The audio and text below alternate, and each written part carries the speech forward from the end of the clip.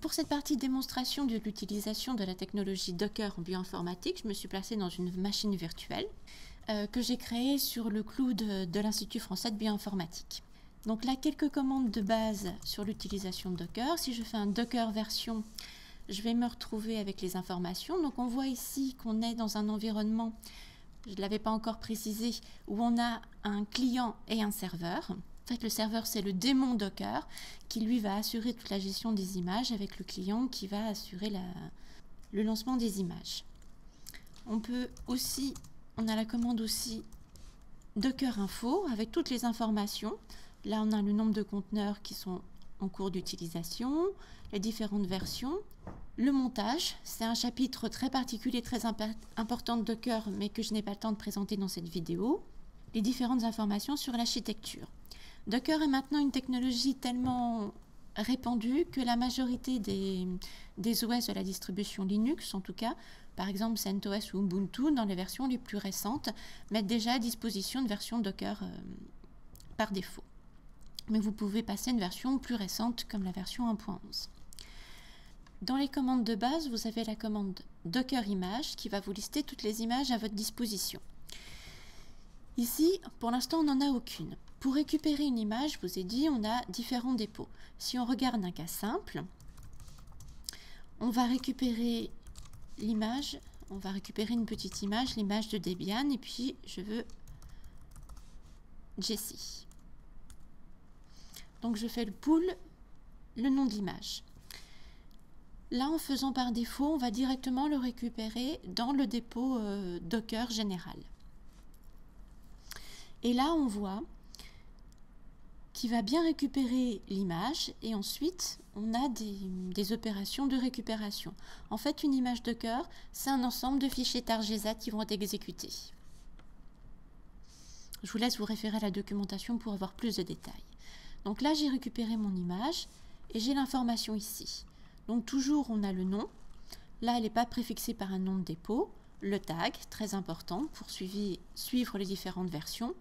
Un identifiant, un code SHA qui est utilisé pour tous les objets manipulés par Docker. La date depuis quand elle a été créée et puis sa taille.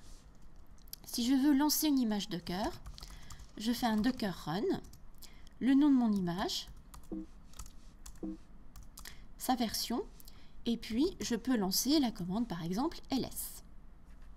Et là, je vais avoir ici, je vais avoir le contenu de mon image Docker. Donc là, je vois que je suis dans une Debian classique. Je peux lancer d'autres commandes, par exemple, regarder le contenu de mon, je sais pas, du fichier etc groupe. Ah oui. Alors, comme les environnements Docker sont petits, c'est seulement les commandes de base qui existent. Donc là, j'ai le contenu de mon fichier. Si je veux pouvoir interagir avec ma machine, enfin mon conteneur Docker, je peux le lancer en background. Donc là, avec la commande -d, et je peux lui lancer sur un traitement infini. Par exemple, on peut faire un time-f sur dev_nul. Donc là, on voit qu'on a un identifiant ici, qui a un code SHA, mais qui n'est pas le code SHA de mon image que j'ai lancée, mais le code SHA de mon conteneur. Donc là, si je regarde, j'ai ici toujours une seule image Docker à disposition. Par contre, je peux regarder les conteneurs Docker. Donc là, je fais un Docker PS. Et là, je vois que j'ai un conteneur.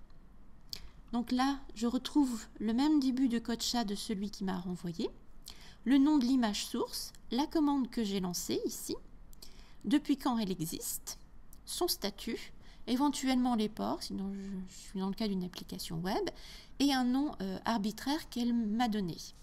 Donc, je peux relancer une nouvelle image, exactement la même. Là, je vais pas lui laisser un nom par défaut, je vais lui mettre le mien, donc avec l'option -n. -name pour lui donner le nom que je veux. Donc là, je vais avoir un nouveau numéro pour mon nouveau conteneur. Et si je relance la commande docker ps, je vais avoir deux conteneurs qui partent de la même image, qui seront bien différents et qui seront tous les deux qui auront la même commande. Je peux interagir avec ces conteneurs avec la commande, par exemple, docker exe. Là, je vais lui dire que sur mon conteneur démo, je veux créer un fichier dans dossier TMP qui va s'appeler Hello World. Donc là, j'ai modifié qu'un seul des conteneurs. Je vous ai dit, les images sont immutables. Je peux ensuite aller regarder. Par exemple, si je fais un démo sur mon conteneur que j'ai appelé touche, je peux faire un ls, donc regarder le contenu de mon dossier TMP et je vois que mon fichier a été créé. Par contre, si je regarde dans l'autre conteneur, donc vous pouvez appeler le conteneur en utilisant les identifiants. Donc si je prends l'identifiant de mon deuxième conteneur, que je fais un ls sur mon dossier temporaire, TMP, là je vois bien que je n'ai pas mon fichier. Donc j'ai bien deux instances différentes de la même image, donc deux conteneurs qui sont isolés les uns des autres. Alors, je peux rentrer en interactif dans mon image. Je peux faire un IT, par exemple de démo. Et là, on voit que le prompt a changé. Je suis root. Et ici, j'ai un identifiant qui correspond à l'identifiant de mon conteneur, comme on a toujours ici dans PS. Donc en fait là, je suis sortie de ma machine virtuelle, la machine où j'étais, et je me retrouve dans le conteneur. Si je vais dans TMP, je vais retrouver mon fichier Hello World. Donc là, je suis rentrée dans mon conteneur. Comme je suis root, là on voit, en mettant l'ID, je suis root, je vais pouvoir lancer des commandes d'update, d'installation, tout ce que je veux. Donc voilà, c'est des commandes simples pour interagir. Et là, j'ai ressorti, en faisant un exit, on ressort simplement de son image Docker. On peut reparser les images Docker en cours d'exécution. Donc là, ils sont tous les deux actifs. Je peux stopper un de mes conteneurs avec la commande docker stop et mon identifiant ou le nom. Et là, si je repasse les conteneurs en cours d'exécution, je n'en ai plus qu'un. Je peux utiliser l'option "-a" pour relister tous les conteneurs que j'ai pu lancer depuis le début de ma session et qui sont encore en mémoire. Donc là, j'ai tout remis sur la même ligne. Donc on voit tous les conteneurs que j'ai lancés avec les différentes commandes. Là, c'est les commandes docker exe que j'ai lancées et différentes opérations avec les noms. Alors la dernière partie importante que je vais juste effleurer, c'est pour l'instant, comme je vous l'ai dit, les conteneurs sont isolés du reste de la machine. Donc tout ce qui a été fait dans mon conteneur reste dans mon conteneur. Si je veux garder des données, il va falloir que je fasse ce qu'on appelle un montage. Donc je vais relancer mon conteneur, je peux le faire toujours en démo, et je vais monter un dossier en local. Donc par exemple, mon dossier courant, que je peux récupérer avec pwd, avec un dossier, donc ce qui est à gauche du 2 points, c'est le dossier local, et à droite, c'est le dossier correspondant dans mon conteneur. Par exemple, je vais créer un dossier data. S'il n'existe pas, /data, le conteneur va le créer automatiquement. Je vais appeler ma machine, enfin mon image, Debian, et puis je vais refaire la commande dev nul.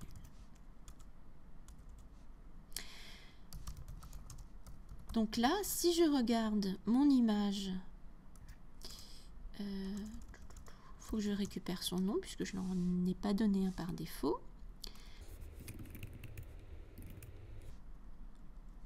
Donc si je fais un ls de tmp, il est toujours vide, c'est normal. Et là, le dossier que je viens de créer qui s'appelle data dans mon conteneur doit correspondre à mon dossier en local. Parce que dans mon dossier en local, je n'ai effectivement rien. Si je crée un dossier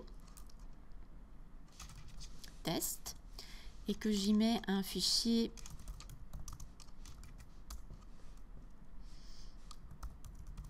Je vais garder Hello World. Là, à ce moment-là, quand je vais relancer depuis mon conteneur, je vais retrouver mon dossier test et mon fichier Hello World. Et de la même façon, ici,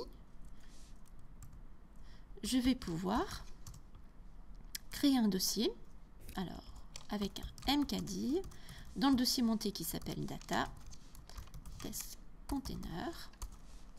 Et là, en local, le dossier data correspondant à mon dossier courant, je retrouve bien mon dossier container. Donc là, j'ai bien un moyen de conserver, d'échanger des données entre ma machine locale et mon conteneur Docker. Donc on peut faire autant de montage sur autant de dossiers dont on a besoin. Il faut juste utiliser des chemins absolus. Donc ça, c'est les principales commandes que je voulais vous montrer pour utiliser Docker. Donc ça, c'est comment lancer. 2 commandes rapides sur supprimer. Pour supprimer un conteneur, c'est la commande rm plus l'identifiant ou le nom. Donc il faut parfois le forcer s'il est encore en cours d'utilisation. Voilà. Et à ce moment-là, mon conteneur, celui-là n'apparaît plus. Je peux supprimer le deuxième.